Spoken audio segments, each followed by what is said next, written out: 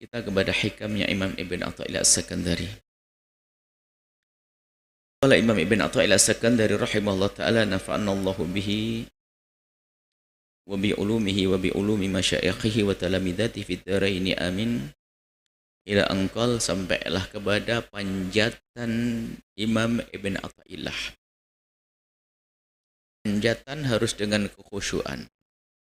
Dan kekhusyuan ditandai dengan memahami makna dan agungnya makna yang dibaca. Lihat panjatan Imam Ibn Athaillah As-Sakandari. Beliau katakan dalam panjatan doanya di pungkasan kitabnya ini, Ilahi,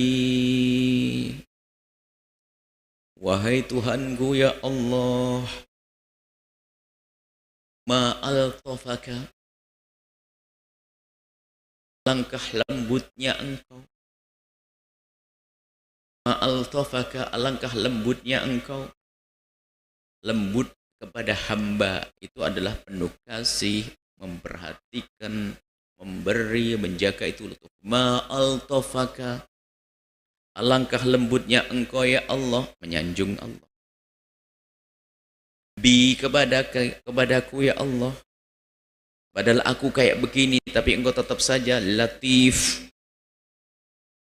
Latif ma'a'adhimi jahli, dengan besarnya kebodohanku engkau banyak kebaikan kepadaku ya Allah yang aku tidak bisa menghitung-hitung. Engkau sangat luas dengan karuniamu yang aku tidak bisa menghitung-hitung. Mataku, telingaku, lesanku, ma'adhimi jahli, dengan kebodohanku. Maknanya bahwasanya ya Allah, teramat luas, teramat banyak besar karuniamu kepadaku, teramat besar kasih sayangmu kepadaku, tapi kok aku ini kok kurang bisa mengenali nikmat-nikmat itu, sehingga dikit-dikit gampang mengeluh, dikit-dikit gampang mengadu. Mengeluhlah, mengadu boleh kepada Allah, seolah-olah kita tidak terima dengan apa yang Allah berlakukan kepada kita. Kok bodoh banget, kurang bisa mensyukuri. Orang bodoh. Dan kalau orang bodoh tidak mensyukuri, kita manusia dengan manusia saja. Kita memberikan seseorang cincin. Kalau Anda berikan cincin berlian Anda kepada orang yang pinter tentang percincinan, akan disimpan berlian 2 miliar. Tapi kalau kita berikan orang bodoh tidak dicincin, bikin wah ini kayak kaca digosok, taruh. Nah kita ini golongan yang mana? Karunia banyak kok tidak mengerti, kelas bodoh kita, jahli. Tapi kalau kita ngerti karunia, merenungi karunia Allah amat agung, amat banyak, sehingga yang ada adalah syukur. Maksudnya ini pengakuan, ikrar dari Ibn Athaillah As-Sakandari, ya Allah, teramat banyak kasih sayangmu, kelembutanmu kepadaku, tapi yang ada aku kok kurang mengenal, aku kurang mengerti. Ada lanjutannya tentunya. Tentunya yaitu kalau jangan hukum aku ya Allah, jangan kau kurangi nikmat itu ya Allah, biarpun aku kurang bersyukur ya Allah, aku minta maaf kepadamu ya Allah. Wa ma arhamaka, dan alangkah kasihnya engkau ya Allah, bi denganku, ma'akobi fi'li, sementara perbuatanku terus jelek-jelek. Engkau tetap berkasih sayang. Kalau sudah kasih sayangmu nggak ada, kalau engkau sudah tidak berkasih sayang kepadaku ya Allah, ini mata ini sudah hancur kayak kemarin. Wong mata itu karunia, tiba-tiba saya gunakan melihat yang haram, kan sudah cukup. Tapi Allah berkasih sayang, dibiarkan tidak, matamu tidak aku hancurkan. Barangkali kau tobat, akhirnya kita istighfar, ngelihat yang haram lagi, lesan juga begitu. Itu model kita, ma'arhamak. Alangkah kasihnya engkau ya Allah, ma'akobihi fi'li, sementara aku dengan jeleknya perbuatanku, dan kasih sayangmu tidak pernah terputus.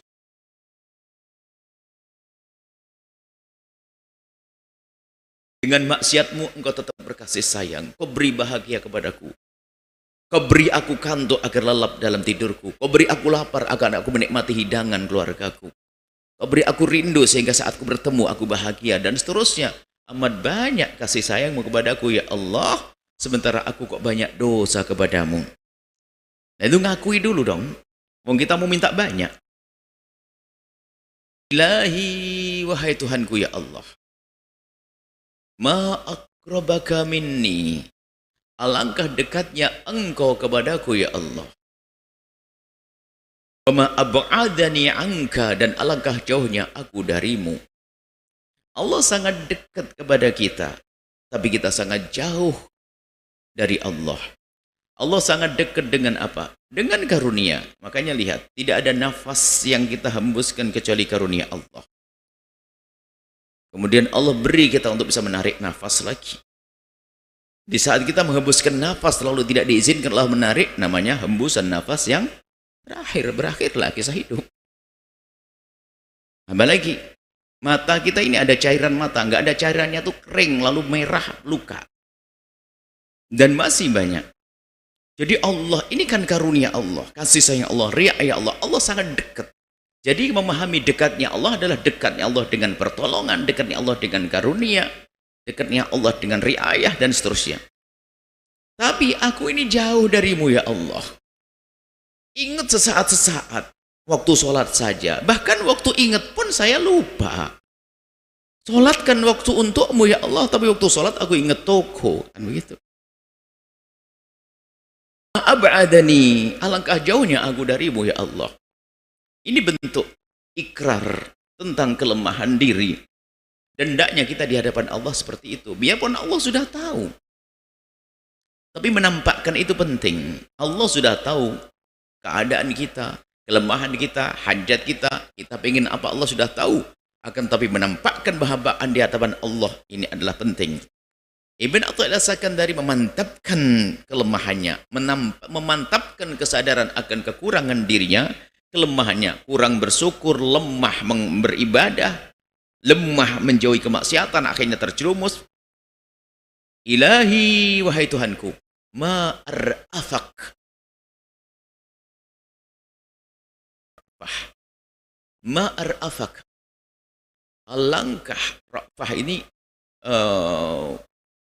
kurang lebih itu makna itu berdekatan antara al-lutf, ar-rahmatu, wal-kurbu, wal-ra'fatu, ini kurang lebih maknanya. Cuman kalau didetailkan tentu ada perbedaan. Kalau ar-afak ini adalah mencakup kasih sayangnya tadi. Jadi begitu ra'fah. Makanya sifatnya, orang yang punya sifat ra'fatun namanya ra'uf. Dan itu nama Allah dan sifat Allah. Dan termasuk sifat Nabi yang Allah berikan kepada baginda Nabi adalah Ar-Ra'ufur Rahim. Abdur Ra'uf, hambanya zat yang Ar-Ra'uf. Maha yang maha kasih. Maha dekat. Maha lembut. Maha pemberi. Jadi Ra'af. Ma'ar'afaka bihi. Langkah penuh kasihnya engkau ya Allah kepadaku. Kemudian setelah itu, famal ladzi yahjubuni anka, mikir, apa ya Allah yang menjadikan aku ini kok terhijab darimu? Padahal kalau aku renungi teramat banyak sesuatu yang menjadikan aku harus selalu ingat engkau ya Allah. Teramat banyak seharusnya menjadi sebab aku ingat engkau, tapi kenapa kok aku sering lupa ya Allah? Ini ngadu. Padahal tidak ada menit berlalu kecuali ada hal yang menjadikan aku harus ingat engkau ya Allah. Akan tapi aku sering lupa. Menyadari dulu. Dan harus kita menyadari makna ini. Karena nanti ada orang yang kepleset beribadah sedikit saja sudah kayak, oh namanya ujub. Aku sudah begini, aku sudah begini. Dan sungguh ternyata nanti pada akhirnya tidak ada kemampuan untuk melakukan satu kebaikan kecuali karena Allah. Allah berikan kepada kita, Allah izinkan, Allah ridhoi. Ini apa yang kita lakukan dari kebaikan adalah dari Allah. Bahkan kalau ini kan berarti kan kita kurang mensyukuri nikmat Allah, kurang menyadari. Nikmat itu perlu disyukuri. ternyata di saat kita bisa bersyukur kepada Allah itu nikmat baru lagi itu yang perlu kita syukuri. Lalu kapan kita akan bisa benar-benar bersyukur kepada Allah? Tidak akan mampu kita mensyukuri karunia Allah. Kita bersyukur itu nikmat Allah. Sebab kalau orang dimudahkan oleh Allah untuk bersyukur, alamat ini abadi nikmatnya, bertambah nikmatnya hingga bersambung dunia hingga akhirat. La in syakartum la azidannakum. Sehingga Nabi mengingatkan kepada kita dengan sanjungan yang dipanjatkan Nabi, subhanaka la nuhsi thana'an 'alaika anta kama athnaita 'ala nafsik. Subhanaka nuhsi 'alaika thana'an, ya Allah subhanahu. Ya Allah maha suci engkau, sungguh kami tidak akan mampu menghitung-hitung sanjungan kepadamu seperti engkau menyanjung dirimu. Jadi yang bisa menyanjung Allah dengan sesungguhnya hanya Allah. Kita mah nggak mampu. Sehingga kita menyanjung Allah sesuai dengan sanjungan Allah, baru benar itu. Berarti sempurna. Kalau kita menyanjung, kita tidak akan mampu. Dan tapi kalau kita menyanjung Allah, itu karunia dari Allah, kita menyanjung Allah seperti yang Allah sanjungkan terhadap dirinya. Allah maha kasih. Allah maha segala-galanya. Baik. Kemudian, kita lanjutkan sedikit. Ilahi, wahai Tuhanku, qad alimtu, aku telah mengetahui, sadar betul, bikhtilafil athari, berbeda-bedanya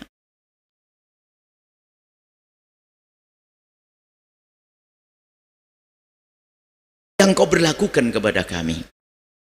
Athar, Allah tuh yang memberikan athar.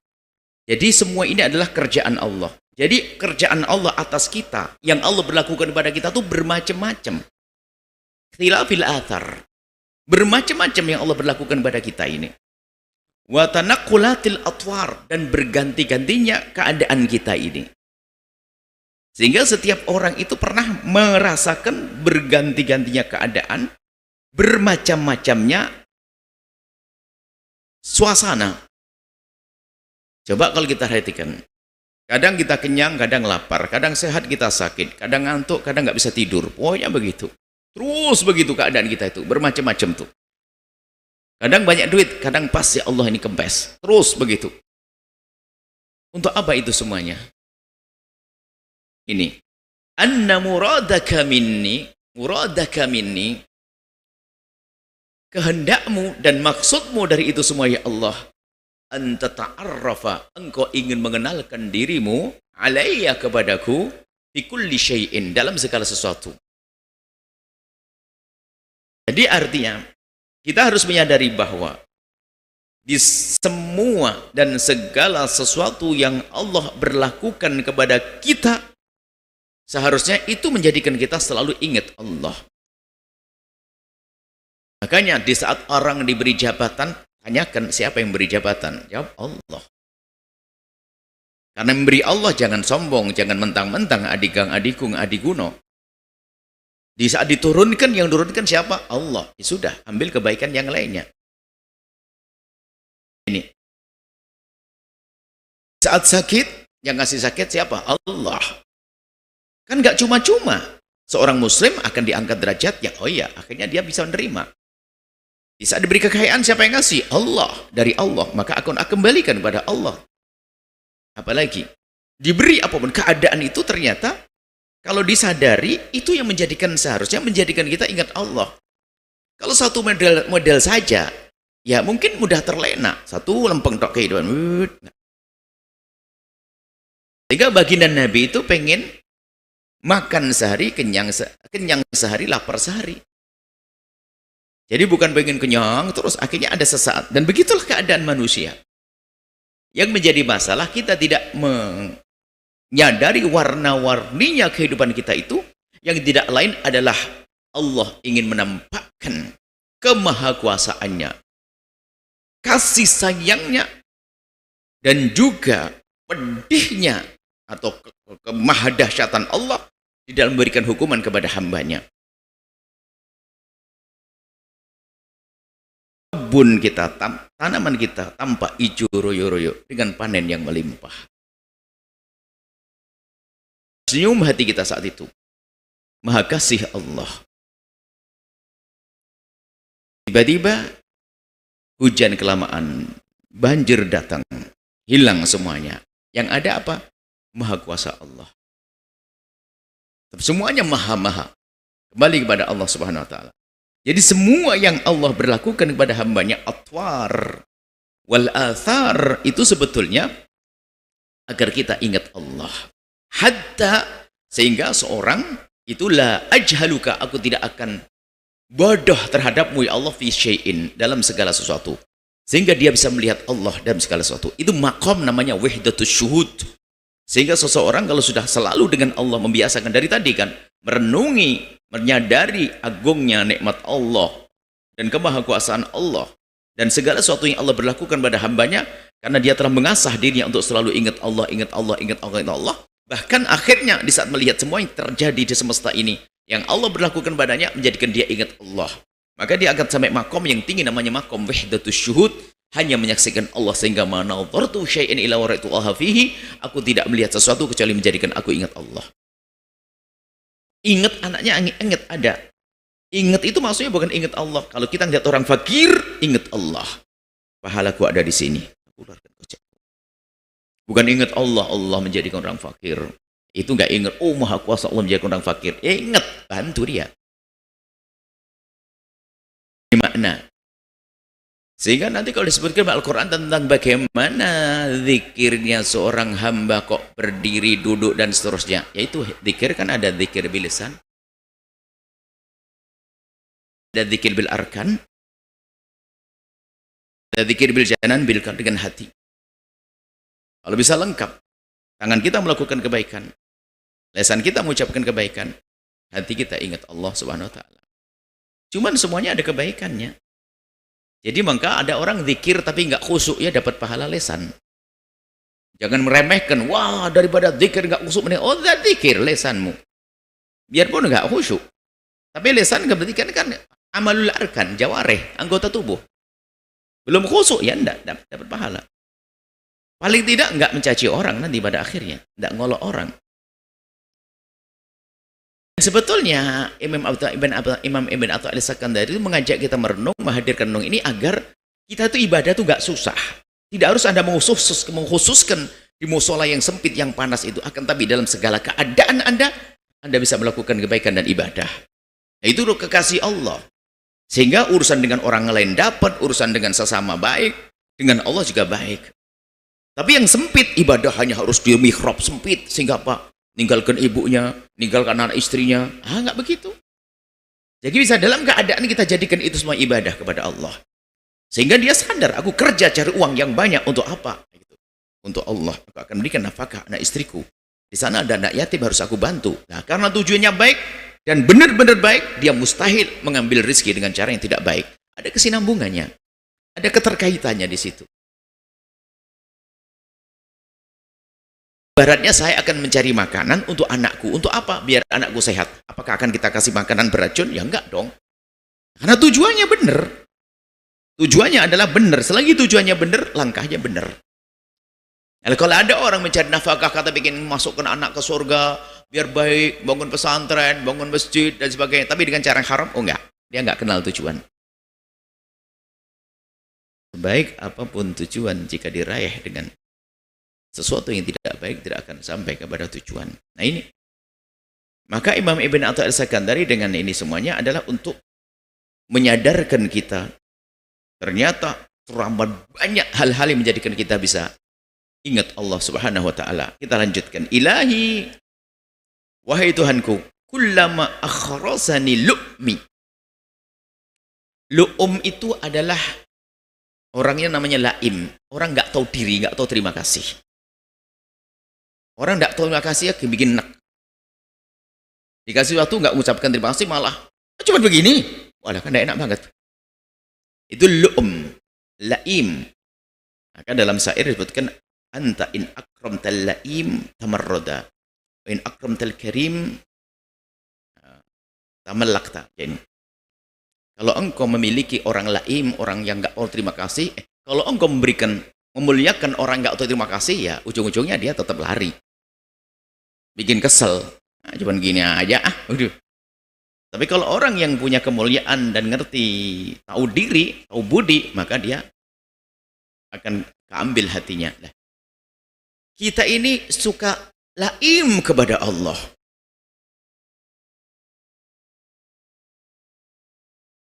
Anda memberikan kerudung bagus, bahkan Anda pilihkan di toko terbagus, bahkan termahal. Anda hadiahkan sahabat Anda. Masya Allah, Anda menghadiahkan dengan penuh harapan. Sahabat Anda menerimanya langsung, tak tanya apa, pas mau bersihin panci hitam langsung digosok begini. Gimana rasanya? Itulah laim.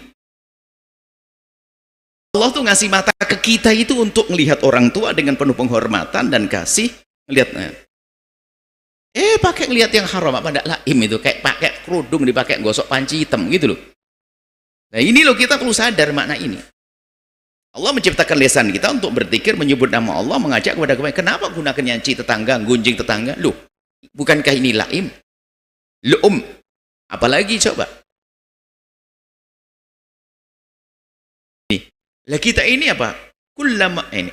Jadi maksudnya kita harus sampai kepada rasa ini. Di saat kita melihat kekurangan ajaranku kepada Allah, kurang bersyukur, akhrosani menjadikan aku bisu. Akhrosani membisukanku, malu, nggak bisa ngomong apa ngadep kepada Allah. Bicara tentang mataku dosa, lesan-lesanku dosa, tanganku dosa, semua akhrosani menjadi bingung, malu. Sehingga orang begini, dosaku menjadikan aku tidak bisa bertutur kata di hadapanmu. Gitu loh, kalau dengan sama terlalu banyak salah, aku harus ngomong apa kepadamu. Nah, dengan Allah, di saat orang sampai kesadaran ini hebat. Melihat banyaknya kekurangan kita, kesalahan kita di hadapan Allah. Akhrasani lu'mi, telah menjadikan aku bisu segala ketidakbaikan, kurang syukur kepadamu ya Allah. Bisa ngomong apa-apa.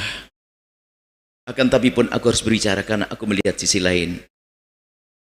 Antaqani karomuk. Kapan aku merasa malu ya Allah, teramat banyak dosaku. Engkau ingatkan aku agar tetap mengadu kepadamu karena Engkau Maha Pemurah. Sehingga keseimbangan ini penting. Kalau dalam bahasa pendidikan itu, sayap menuju Allah itu ada dua. Sayap menyesal dan sayap mengharap. Kalau orang menyesal tok, putus asa. Harapannya berlebihan, nggak ada penyesalan, ngentengin, repot. Makanya dengan Allah itu harus ada keseimbangan dua sayap ini. Sehingga sesaat kita menumbuhkan rasa takut kepada Allah akan siksanya dan seterusnya, tapi harus ada seimbangan bahasanya Allah juga Maha Pengampun. Sehingga kita ingat dosa, menangis dan menyesal, kemudian bergegas pindah kepada kesadaran bahasanya Allah Maha Pengampun. Sehingga muncullah orang yang astaghfirullahaladzim, ingat dosa dengan tetesan air mata. Itulah yang akan dapatkan janji Allah, at-taibu minadz dzambi kaman la dzambalah. Orang bertobat dari dosa seperti orang yang tidak punya dosa. Tapi ada orang putus asa karena tidak menyadari keagungan pengampunan Allah.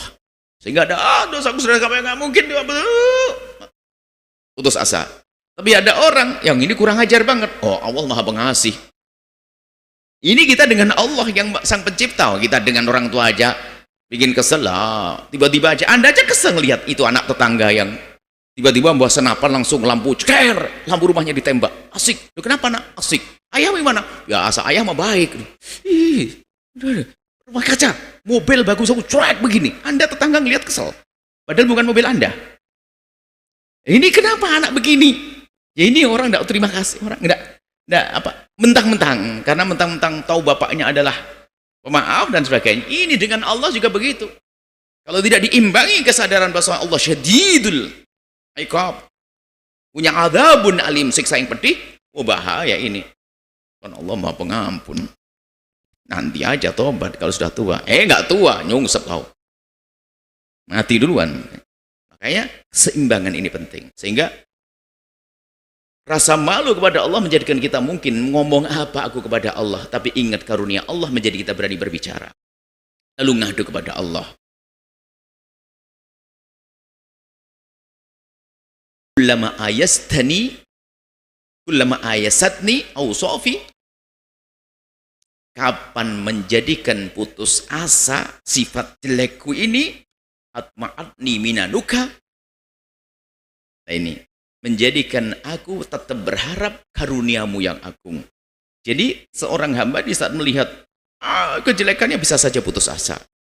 Maka kami seru dari majelis mimbar, dari mimbar mulia ini, Anda punya Tuhan Allah yang maha agung. Hei pendosa, pemabuk, pejudi, pezina, peraok, segala macam dosa dan kesalahan. Ingat, Tuhanmu maha pengampun. Maka jangan putus asa, bergegas telah menuju pengampunan Allah. Jangan keburu malaikat pencabut nyawa datang, Anda akan menyesal sepanjang masa. Segede apapun dosamu, sebesar apapun kesalahanmu, pengampunan Allah lebih agung daripada dosa-dosamu. Jangan putus asa. Yang berada dalam harapan, awas, harus kau batasi barasanmu. Jangan tulul amal. Allah maha awas. Memang Allah maha pengampun, tapi lihat, Allah juga maha pedih dengan siksanya. Hati-hati. Minta ampunlah kepada Allah, tapi jangan terus-menerus dosa. Jangan-jangan dosamu tidak diampuni, maka teruslah minta ampun kepada Allah, dan jangan main-main. Sehingga muncullah orang rasa takut melakukan dosa. Di saat berdosa, dia mohon ampun, tidak putus asa. Dan di saat mau melakukan dosa, dia ada rasa takut. Sehingga keseimbangan. Inilah menjadikan orang jalannya menuju Allah menjadi jalan yang normal. Bukan jalan pincang. Al-khawf war-roja. Antara harapan dan cemas ini harus ada keseimbangan. Harap cemas. Kita berharap, tapi juga kita waspada. Supaya tidak mengentengkan, dan juga supaya tidak putus asa. Ini adalah gambaran tentang panjatan doa yang dihadirkan oleh Imam Ibn At-Sakandari. Ya Allah, kalau bicara tentang dosaku, ya Allah, teramat banyak kami malu menghadap. Tapi kami tahu Engkau maha pengampun, ya Allah, maka ampuni kami. Seperti itu. Ayo kita belajar mengadu kepada Allah dengan penuh keseriusan. Jangan sembunyikan segala dosa dan kesalahanmu di hadapan Allah pun Allah sudah tahu. Tapi ikrarmu itu bagi Allah akan ada nilainya.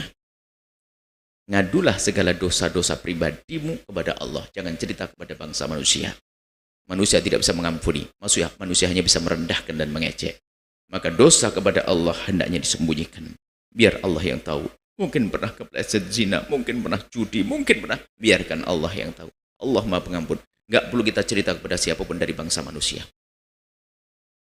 Manusia hanya bisa merendahkan. Tapi maha pengampun adalah Allah Jalla Jalaluh. Maka hai hamba Allah, siapapun Anda jangan ragu. Menujulah kepada Tuhanmu Sang Maha Pengampun. Jangan menunda esok hari. Karena apa? Jangan-jangan esok adalah bukan untukmu. Wallahu a'lam bishawab.